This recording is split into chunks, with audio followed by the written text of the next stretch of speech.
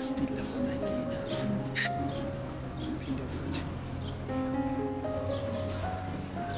Come on, Thandeka man. Eish. Ngidala ayibamba phela le phone. Shit. Bro. Azifethu ngifakele uThandeka 1000 rand ndoda ngithi ngifuna uzongivakashela. Uthandeka lutho manje ifoni akasayibamba. Ngiyicabanga lona. Mfethu lento ayifani nayo. Bafana kodwa kuyafana mfethu because now uyenza the same things. Mfethu sonke siyazi ukuthi umntwana unomthanda.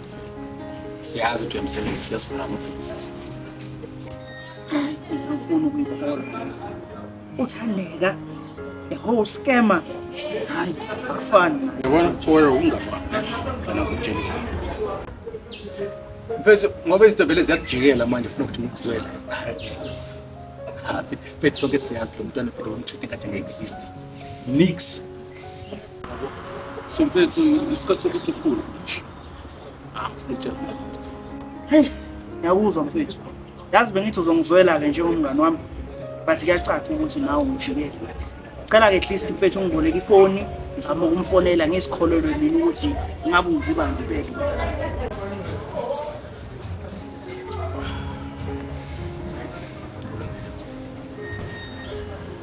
Beno ngicebile ethemba mina usafuna ifoni.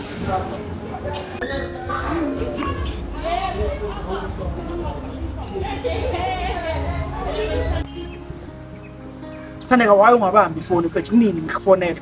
Thandeka. Fuck Thandeka uyidrophile ifoni mfethu. Thandeka kusho kahle kahle ngiziba ngempela vele. Thandeka yenza kanjani lento kumina? No man, kune message engenayo.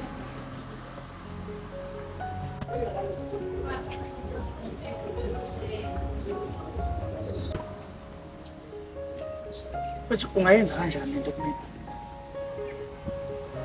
Mfethu bengitshela ukuthi mina nawe sinabangani. After sonke lesikhathi mfethu ngikutshela inkinga zami noThandeka mfethu bengicabanga ukuthi umngani wami kanti wena you use it as a tool ukuthi ungene noThandeka. Kodwa yazi kodwa siyasonke mfethu.